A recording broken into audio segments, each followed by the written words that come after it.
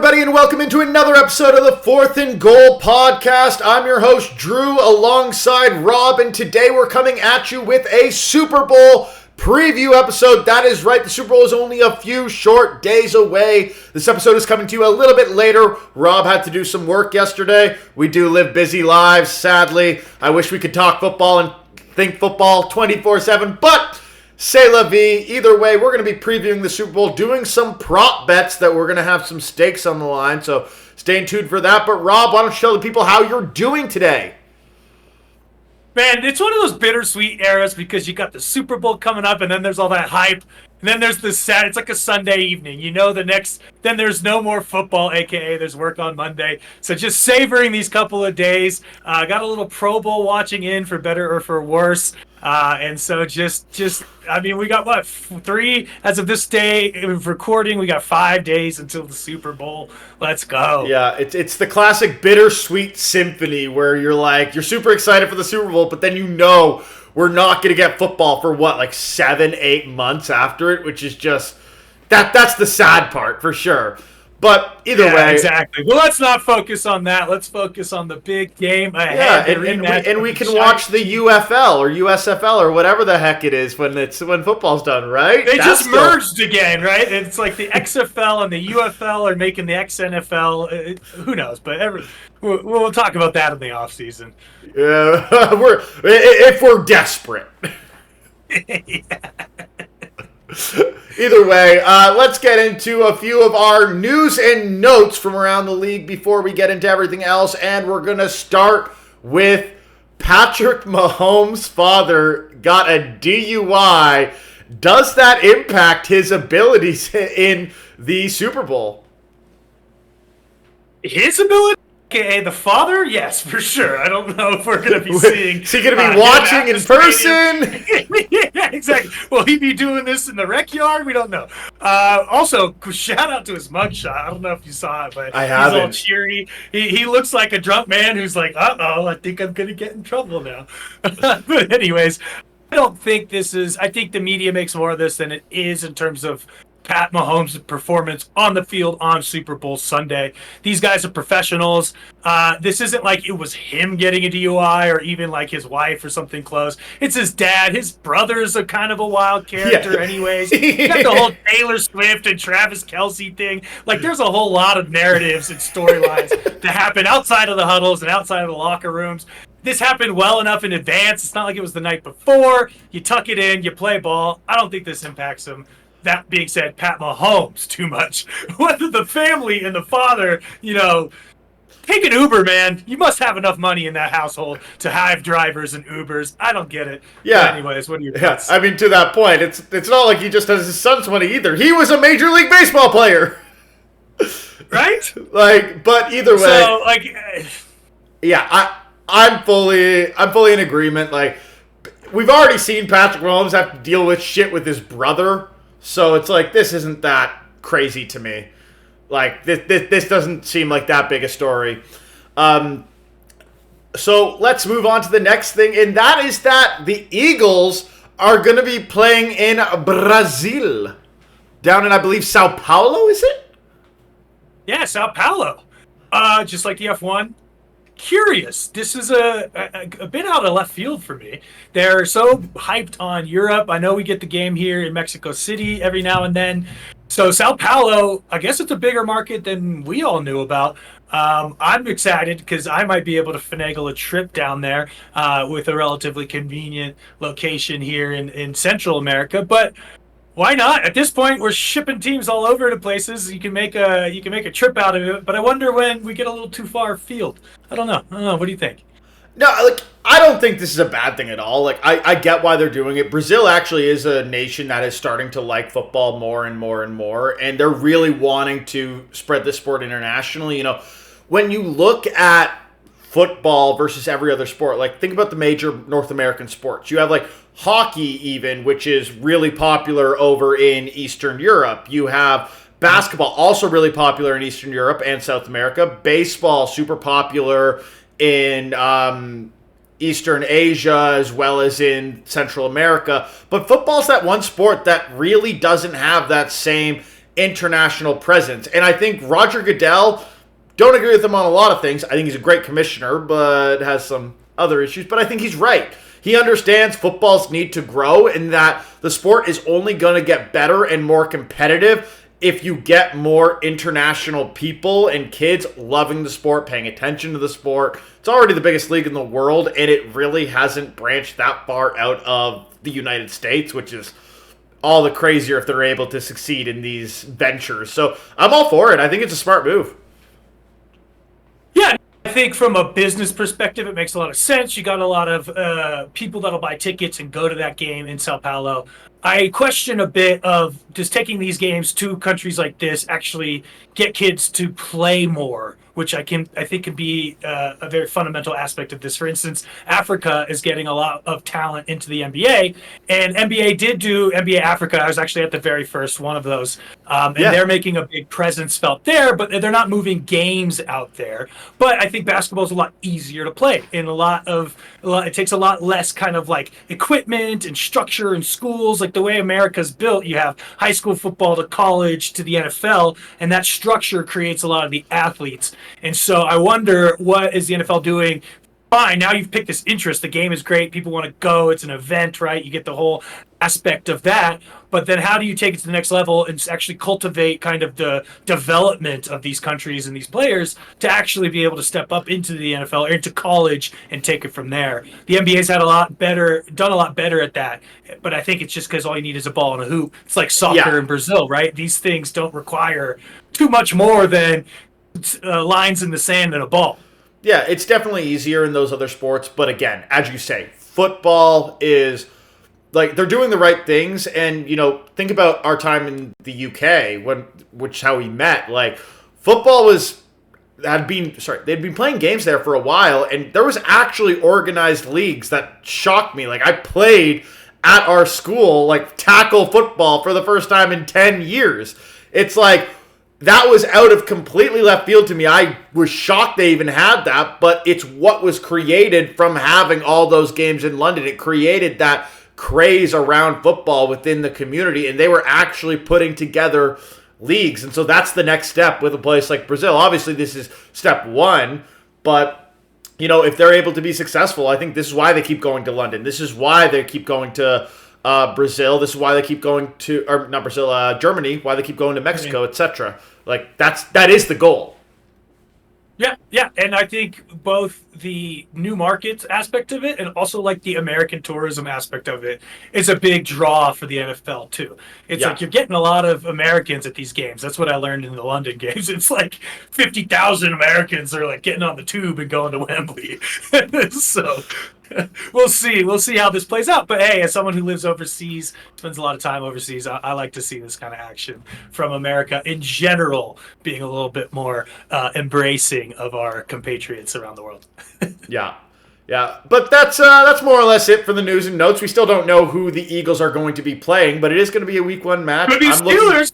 We have an away game against the Eagles, so let's go. Let's go to Brazil, baby. There you go. It could be the Steelers. I have a feeling it'll be someone probably like the Cowboys. That just seems to make a lot of sense. That's a big matchup. That's a marquee matchup that I think a lot of people would want to watch, especially the Cowboys being a more southern team. So that'd be my bet. Well, if it was marquee matchups, they wouldn't have sent the Jaguars to London for like a decade. That's a really good point. They'll be playing the Washington. I withdraw my comment. It's fine. The Washington football team will play the Philadelphia Eagles in Sao Paulo, or maybe the Panthers if we're lucky, on a Thursday night. Either way, we've teased it long enough. We talked about news and notes for long enough. Let's get into the Super Bowl itself. And Rob, we're going to start with the two quarterbacks who I think are at the forefront of the conversation. And you've talked all year about how Brock Purdy is potentially the new Brady. But in terms of like being Mr. Irrelevant and coming from nowhere and being successful. But on the flip side, Mahomes could literally have 3 Super Bowls, 4 Super Bowl appearances, and MVPs, be well ahead of Brady's pace with a Super Bowl win here through 6 seasons as starters. Who's going to be the next Brady. Right. It's like, do you bet on the guy who's kind of got the resume to already be in the Brady conversation, or you bet on the fairy tale that, like, if you're going to out Brady, it's got to be by being Mr. Irrelevant, right? And so I have towed this line very, very much this week, trying to figure out where my allegiances lie. I did pick Tom Brady to beat Pat Mahomes when he was an underdog, and Pat Mahomes was an underdog. Sorry, when Brady was an underdog. Pat Mahomes was an underdog last year and won. He's an underdog again this year. And that alone is why I'm leaning towards Mahomes, and the Chiefs are going to win this. They have had that chip on their shoulders all playoffs, and this is the kind of shit that gets him going. And so I don't know if Purdy's the guy yet. He actually showed enough panache to come back and win that game against your Detroit Lions, where I thought a little bit about, like, you know what, this guy, maybe this is the moxie that Brady moxie coming from Mr. Irrelevant. But at this point, if he was the underdog, I took Purdy. But since Mahomes is the underdog here, I'm taking the Chiefs and Mahomes because that's where the value is. It's a toss-up for me right now. And I just don't know. I don't know. How do you feel? I've been torn all week. So, I mean, anyone who's been listening to the podcast knows at the start of the season, I put my money down on the 49ers. When they were having their 3-game losing streak, I said, who cares? Still on the 49ers. When the 49ers got beat up by the Baltimore Ravens, who were Super Bowl favorites, I was like, nah, still give me the 49ers. But I'm taking the Chiefs. Is that as a hedge? No. No. We're just if you had no money. Okay. We might be getting into that, but I actually think the Chiefs are going to win this game because I just look at the playoffs to date. And the Chiefs all year were kind of like, they had a good defense and a much better defense than I think anyone projected. But the offense just wasn't there. But in this playoffs, the defense has been every bit as good as it's been all year. And the offense has just come to life. Like, let's be real. Like, sure, they were favored against Miami and dominated them. They were dogs against the Bills, and that was a really close game and a really entertaining game. Those teams always have bangers. But, you know, in spite of everything Josh Allen did, the Chiefs still won and looked like the better team, in my opinion, as well. I think Josh Allen did everything to keep it closer than it should have been. And then not last week, but the AFC Championship, again, dogs to Baltimore. They dominated Baltimore. Like, yeah, it was only a 7-point game, but it never felt like the Chiefs were not in control of that game. Compare that to the 49ers, who were down massive to the Lions at home as favorites, and were down to the Packers at home as favorites. Like, the Chiefs have looked better as dogs on the road than the 49ers have looked as favorites at home. And when Patrick Mahomes is on, especially when he has a defense, how can you bet against him? Like, how? You can't, not yet. We haven't seen enough from Purdy. Like you said, these Niners have had a little paper tiger-ish action in the playoffs. In both games, they got punched in the mouth, wobbled. They managed to recover and beat both the Packers in an amazing comeback against the Lions with a little bit of help from Inshallah there off the face mask. But you're right. I think you said at the beginning and the end of that, and that was the defense. For me, I think the Niner defense has probably been touted more all year long, but the Chiefs defense was playing. They stuck it to the Bills on the road and the Baltimore Ravens on the road. They shut Lamar Jackson up, which people besides the Pittsburgh Steelers have struggled to do all year long. Yeah. And so it was a really impressive performance, and they have that been there, done that attitude. With a chip on their shoulder and a physical defense, they come out swinging, punching in the mouth, and the Niners are on their back foot, and I don't think they have the moxie to come back and recover. And I think that's how the Chiefs have to play it. And they got to run it down the throats. Give it to Pacheco over and over until you open up the play action to Kelsey, and you get these guys like Rice, these speed guys, a little bit in the field, and hopefully Marquez Valdes-Scantling can actually catch the ball like he did last week. He's scouted all playoffs. Like that's part of the reason why this team has looked good. Because it's like, this offense, now that Rashee Rice has kind of taken like that full-time number one receiver role, Valdes-Scantling seems to have figured it out here in the playoffs. Travis Kelce is playing like he did in prior years, not like in the regular season. And it's like, I have no reason to believe that's going to change. And if that offense is playing like that, yeah, the Chiefs, the reason I had the Chiefs not winning in the preseason was because I didn't know the Chiefs' defense was this good. Like, sure, if you said this offense with the typical shitty Chiefs defense, then I'd be like, yeah, okay. But, like, this Chiefs defense is not just good. It is better than this touted 49ers defense. It is better. You cannot convince me otherwise. And when you have Brock Purdy versus Patrick Mahomes, I love Brock Purdy. I'm a Brock Purdy truther. But he is not Patrick Mahomes. Not yet. Not yet, at least. He's not gonna be. Ain't no one Patty Mahomes. Look, my heart wants that story, right? My heart wants Mr. Irrelevant to become the next Brady and win for 15 years straight, or whatever he's got to do for us to consider him the new GOAT. But like logic says, the value there is on Pat Mahomes. And like you said, that defense is the best unit right now, and the offense has really, really stepped up. If this was that washed offense that we saw around Christmas and a couple weeks after, that's another thing. But you 100%. Said it great. They've got it figured out right now, and it started with the running game, and it's got to continue with the running game in my mind.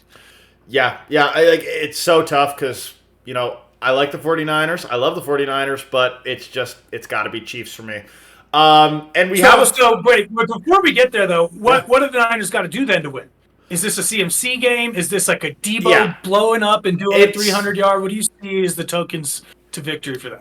I think one is CMC's got to get going. I think the Chiefs are ranked, if I remember correctly, like 22nd or 24th against the run. Like, they haven't actually defended the run well. They're just really, really good against the pass with guys like L'Jarius Sneed and Trent McDuffie just balling out.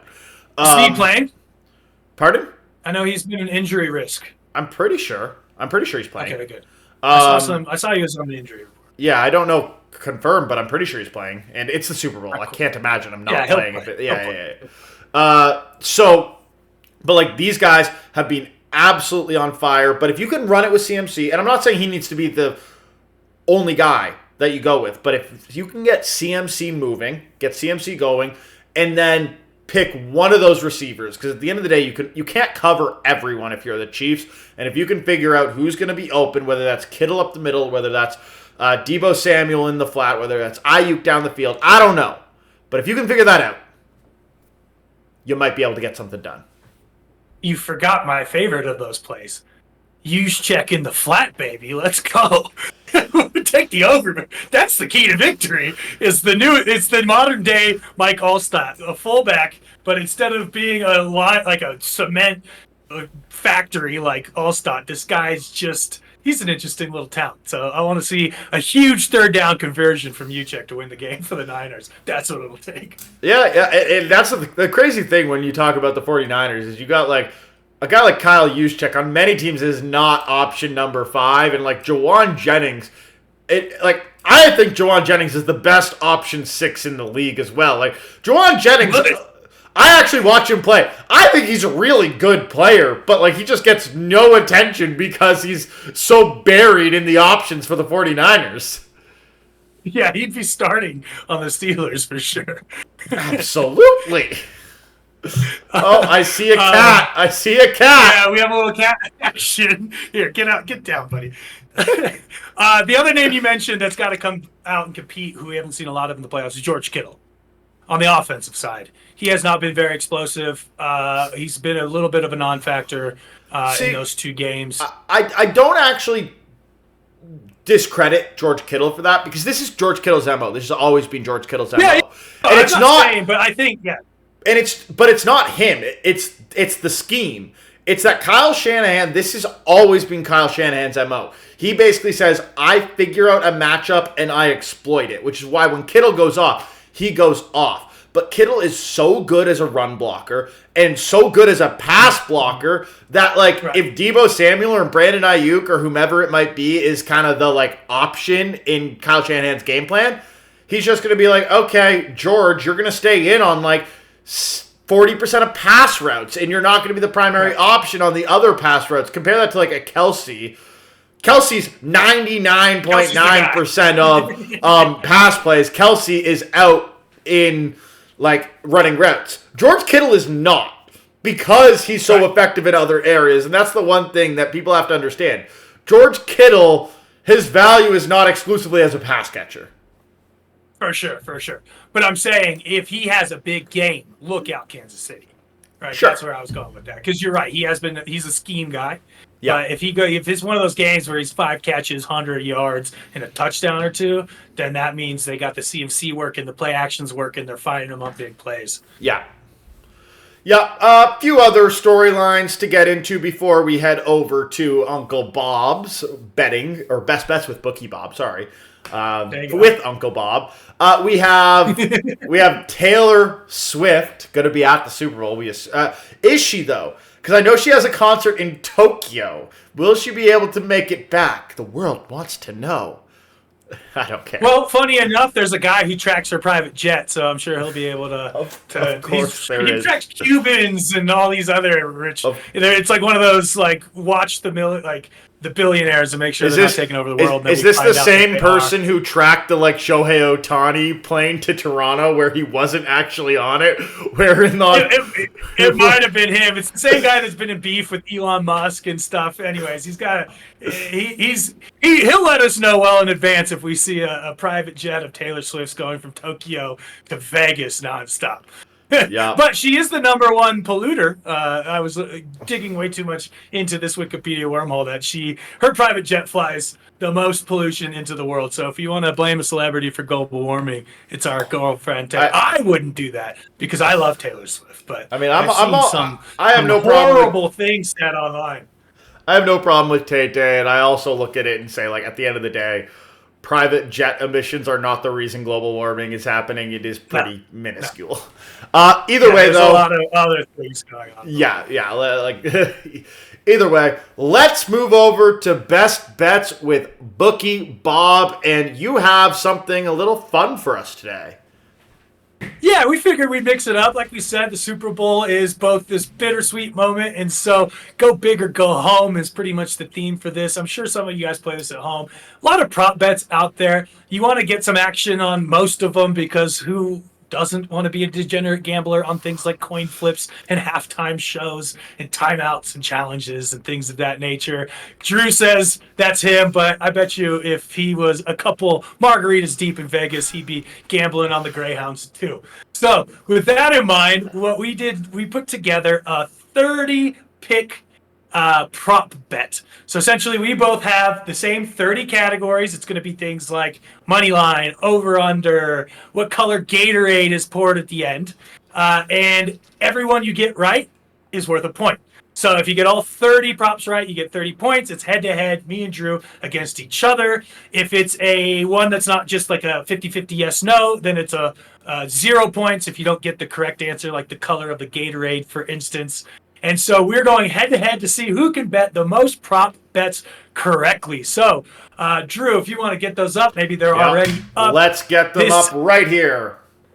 Oh, so there you are. There you have it. We have 30 different prop bets. Some are more traditional than others. Some are definitely Super Bowl contenders. The idea is to have a lot of fun. We're not going to reveal the wager yet. That will come after, but just let it be known it's one of those fun, cheeky, us against each other, doing something outrageous or ridiculous. The loser for the winner. We can say what the wager is. The wager is going to be a jersey bet. So basically, the loser has to buy a jersey of the winner's choice. What those choices are will be announced next week. But for now, we're just going to have fun with the nice little jersey bet. So let's go through then. Let's go through the categories. So we already said before, so this is nothing new. We both have the Chiefs winning this game. As for over-under, we are separating. You're going under, and I'm taking the over. You don't think there's going to be a lot of points. I just look at Patrick Mahomes and be like, man, this guy's going to put up points. And the 49ers, if they're down, they're going to put up points. Yeah, and honestly, this was probably because it's because of the defense. Honestly, it's because I think the Chiefs defense can come out, punch the Niners in the face. The the Chiefs end up running the ball a lot. And I see something like 24-21 in here, right at that limit. But I just figured everyone's taking the over because it's two electric teams, offense. You got the next Brady conversations. So I thought a young under had some value here. Fair. That's also why on the next one, which half has more points, I took second half. Because I think it'll be a slow first half. People are feeling each other out, a couple field goals. It'll loosen up a little bit in the second half. You're going to get a little running and gunning, which is why I took that second half. I took second half too. Because it's like, I just find second half's usually where teams are like, oh, we need to score points.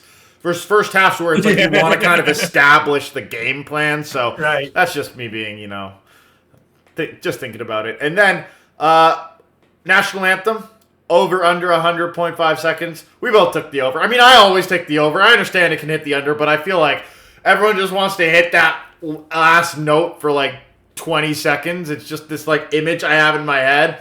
I mean, let's be real. The National Anthem should never take over 100 seconds to sing, but they somehow manage it.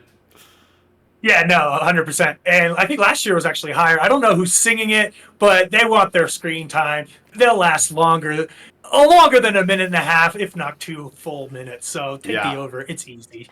Yeah, we added one here. The Taylor Swift, Travis Kelce engagement. This was because you wanted a Taylor Swift one, but we weren't really sure how to get Taylor Swift in it, so we ended up with, them getting engaged. Neither of us thought it would happen, but the fact that it's possible does say a lot. Yeah, we both took no, but it's a fun one. If it is a yes, I almost put a yes just because I think it would have been comical. Chiefs win. All of a sudden, Kelce's on bended knee, retiring with his brother. That's a hell of a way to go out with Taylor Swift on your hip and your brother's podcast to go join.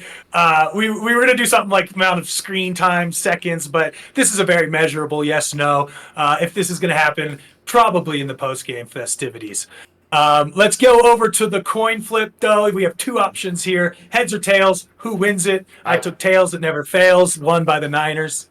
Yeah, I just went heads because I wanted to be contrarian, and I went one by the Chiefs because I wanted to be contrarian. It's just, like, these are ones that, like, who the fuck knows what's going to happen, so just throw caution to the wind and be contradictory. Yeah.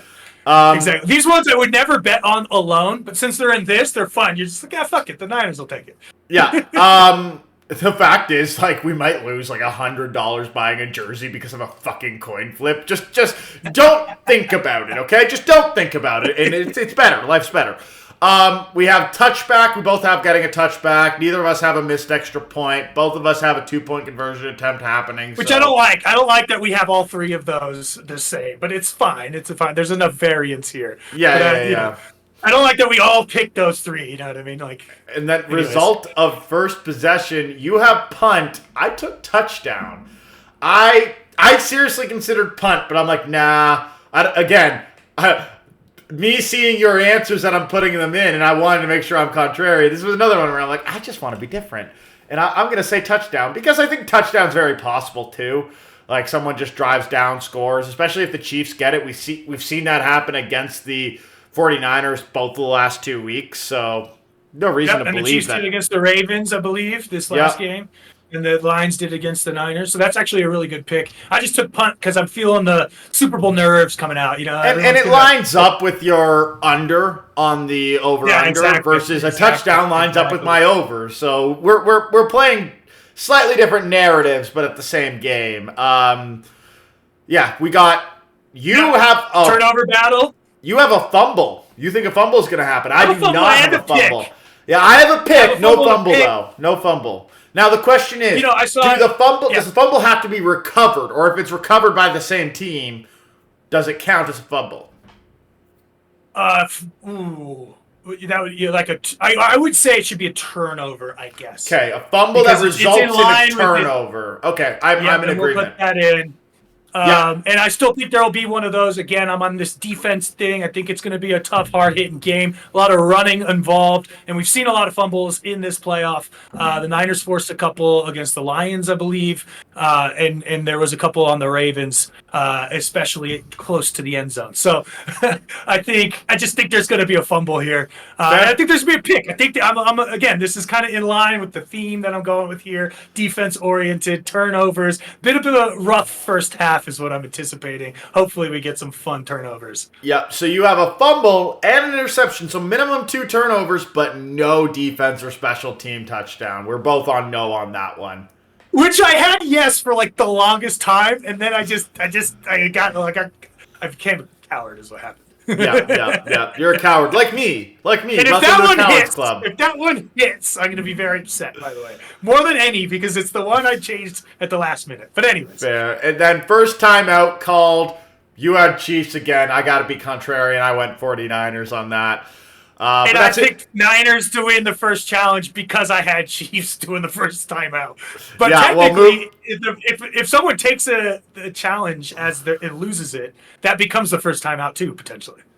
Yes, it does. It does. So let's move to the second page where, yes, as you can see, first team challenge. So again, he went 49ers. So this is all just being contrarian for the sake of contrarianness. So contrarian. Right. Moving into the first halftime song. Actually, Rob picked the one I wanted, but I didn't want to have the same bet. So I went with OMG. Rob went with Yeah. I totally see Yeah. It just makes so much sense as the opener, and I hate it. Right, you just come out banging with Yeah. Or it could be the closer, because it is like you don't want to play your best hit first. That was my one concern, is that he kind of ramps up to Yeah, and that was why I went with like OMG, because I'm like, okay, it can kind of have that same vibe as starting with Yeah. Like, it's a crazy half. Oh, my God. Yeah. No, I understand. And also, don't go any further. I saved you there. I'm singing too much of that. So that's another fun one. Now let's get to some of the player props that we have here. Yep. More passing yards. Mahomes or Purdy? We both have Mahomes, which, as I say, because to me, it's like, the 49ers, how does their offense run? It runs through McCaffrey. Deebo Samuel's going to be running it out of the backfield as well. Right. Versus like the Chiefs. Yeah, Pacheco does his thing, but Mahomes is a gunslinger. Always has been. Always will be. Right. I'm taking him on the more yards. Kicking points.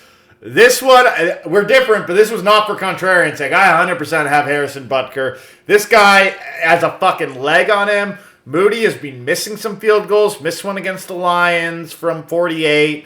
I just like point. Missed extra point though. We don't have. I know. I think he's missed an extra point. And you think he's missed an extra point in the playoffs? If I'm not mistaken, I think he missed one against the Packers. But maybe I don't remember. I do not remember. But yeah, he's been missing. But he was also a really good rookie. Coming into this was, again, more on my defensive-oriented thing. Like, I feel like the Niners' offense might stall in the red zone more, and they end up getting a couple three-point tries as a result, whereas the Mahomes will just score 4 touchdowns. Yeah. Most rushing yards, we both have CMC. Again, I like the idea of Pacheco. This is not at all a knock on Pacheco, who I think will have a very good game, but 49ers need to establish the run, and Christian McCaffrey is kind of like the go-to guy there. So and he's the featured guy for sure. Pacheco mostly is, but I think Jerick McKinnon might actually be back. There's talk he'll be back for this game, which could hurt Pacheco's odds and stuff like that. Most rushing yards for a QB, though, we both have Mahomes, and that's just because Mahomes does sometimes run with it. When does Purdy run the ball? No, I think he ran it for the first time I saw him last time, and people commented on it for a while. I saw a lot of memes like he's a kid that stole candy from a candy jar kind of thing. But yeah, Mahomes plays the fall apart. He'll run for many, many yards. This one probably might be the easiest pick of them all. But this is a much harder one, which was receiving. Are we up on receiving yards? Is that next? Nope, we're on Nick Bosa under 0.75 sacks. This should be a pretty easy over. We wanted it above 0.5 because, sometimes they'll throw in a half sack there. This is essentially, is he getting a full sack? Yes or no? We both say yes. This could also be 2 half sacks. It could. I think he does get it. He's going to be, I think they'll move him around a little bit. Juwan Juwan Taylor has been a little bit of a sieve at tackle. Not totally a sieve, but he has a lot of penalties. If he gets a couple holding calls against him, it might open up the door for Nick Bosa to get in there. I think that's probably the way he gets in there. And yeah, I have him getting a sack in this game. He's such a good player. And he had a good big game last week. Like, he's coming on too. He's playing really well right now. And it's a fun one to root for too. Yeah. Overtime. This is probably the most shocking one. Rob went with yes. I went with no. 1 of 57 Super Bowls to date have gone to overtime. Rob says make that 2. Let's do it. Again, this is one of those ones, probably wouldn't put a real life wager on it, but in this, where you get a lot of variance, I'm like, fuck it, let's get an overtime. Like I said, I got 24-21 prediction. That's a 21-21 tie going into overtime to kick a field goal to win it. I like to see that kind of action. Let's get more football. Overtime is a bet on more football. Let's go. Fair enough, but I hate overtime football, so I'm hoping you're wrong. Yeah, the rules. You don't want it to be decided on some dumbass rule stuff. But yeah. I think it's a fun this or that. Yeah. Either way, most receiving yards. Then we both went Kansas City Chiefs players, but we went different. You went Travis Kelce. I went with Rashee Rice. I think Kelsey's a great bet because obviously Kelsey's always been the go-to target, but I just feel like Rashee Rice might be able to find himself open a little bit more. I think he's going to probably be lined up either against Chardavius Ward or someone else, but Kelce might be lined up with like Fred Warner and Dre Greenlaw, and I think that might be a little bit tougher. But I agree. Kelce. And honestly, this is kind of like I wouldn't call it a hedge, but like a makeup, because I've been shorting Kelce all playoffs, and he ended up being a beast. I was just kind of like, fuck it, he's going to keep being a beast, and he's going to do well, so let me take him. And then, Debo's hard to take because he could run for 60 yards. Yeah. And then Ayuk was the only other one I considered, maybe. But I like the Rice pick. If I picked another Chiefs, it'd be him. Yeah, and then longest play, over under 49.5 yards. You went over, I went under. You skipped one, by the way, which was which one had more total sacks. You are right. I did miss that one. We had the Bosa. Sorry, folks. We're just going to do a little jumping because we had the Bosa, and then after that, we both took the Chiefs to have more total sacks. Yep. Which is interesting, right? We both have a Bosa sack, but we're like, the Chiefs will get more. I think we're both saying that defense is good.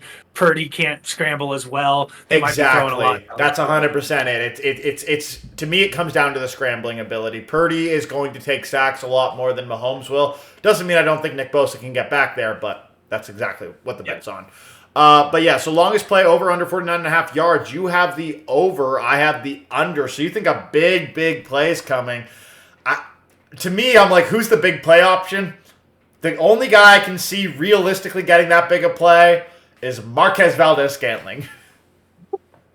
Until he drops it. Sorry, he has not been dropping it in the playoffs. I'll leave you alone, buddy. I'll leave you alone. I see a lot of potential here. I see a CMC screen going big. I see some Debo, flea flicker, special play action. I could see another Ayuk miracle from the Lords in the heavens. On the Chiefs side, it's a deep Kelce play where he breaks a tackle and busts it for 60, or like you said, Rashee Rice doing his thing, or Marquez Valdes-Scantling. There's been a lot of big plays in this playoffs too, and so I feel like there's just one brewing in this game. Another fun one to root for. I got a lot of unders early on, so I got a little friskier on some of these down the stretch here. Yeah, and so the next one, 1st to 10, you might have the Chiefs winning, but you took the 49ers there. I stuck with my winner, the Chiefs. I basically pushed the Chiefs. I think they're the better team, so I pushed them in this. Yeah, I had the 49ers win in the toss, so I figured why not? Let's go with it. And I see the Mahomes maybe doing a little Mahomey magic and coming on down the stretch after. I did say earlier that I think the Chiefs will come out punching and do well early on, but I could also see a situation where the Niners are running it down their throats.